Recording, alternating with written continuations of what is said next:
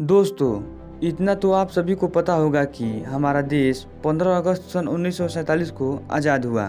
लेकिन कभी आपने ये सोचा है कि अगर आज़ादी के बाद बंटवारा नहीं हुआ होता तो क्या होता? तो चलिए जानते हैं। तो जैसा कि आप सभी को पता होगा कि आज़ादी में हर समुदाय ने अपना अपना महत्वपूर्ण योगदान दिया है। इस बात से नकारा नहीं जा सकता। 1906 ईस्वी में गठित मुस्लिम लीग ने भी अपना महत्वपूर्ण योगदान दिया, लेकिन मुस्लिम लीग में कुछ ऐसे कट्टरपंथियों ने आज़ादी के बाद अपना इरादा बदल लिया और एक अलग मुल्क की मांग करने लगे। मुस्लिम लीग के इस मांग पर देश में हर जगह चर्चा होने लगी, क्योंकि देश में हर प्रकार के क्रांतिकारी थे, कुछ सकारात्मक विचारधारा के तो कुछ नकारात्मक विचारधारा के। इस बड़ी मांग को लेकर बैठक हुई, जिसके अध्यक्ष महात्मा गांधी थे और बहुत लंबे समय तक चले इस बैठक के बाद यह फैसला लिया गया कि मुस्लिम लीग को एक अलग प्रांत दे दिया जाएगा।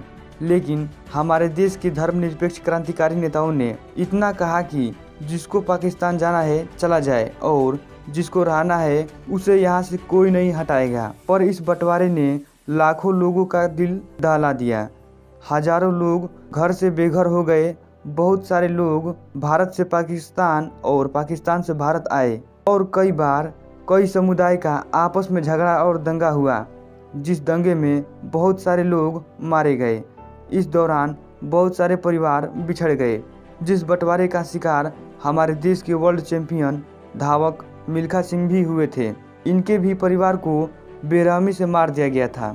इस बंटवारे में देश के फेरबदल के चक्कर में बहुत सारे लोग भूख और प्यास की तरफ से मर गए। किसी को भी नहीं पता था कि इतनी संघर्षपूर्ण आज़ादी के बाद ये बंटवारे के काले दिन देखने पड़ेंगे।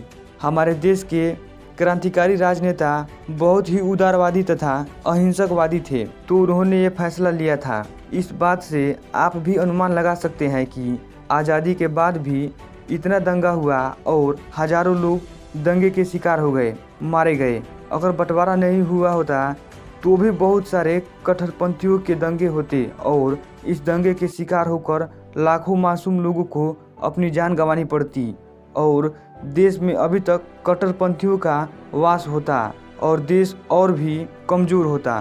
बंटवारे के बाद कट्टरपंथियों ने अपना अलग रास्ता चुन लिया और हमारे भारत से प्यार करने वाले मुस्लिम भाइयों ने अपना ईमान नहीं बदला और इस देश को आगे बढ़ाने में महत्वपूर्ण भूमिका निभाई, जिसमें भारतीय सेना ऑफिसर ब्रिगेडियर उस्मान ने भी महत्वपूर्ण भूमिका निभाई, जिन्हें आज भी नौशेरा का शेर कहा जाता है।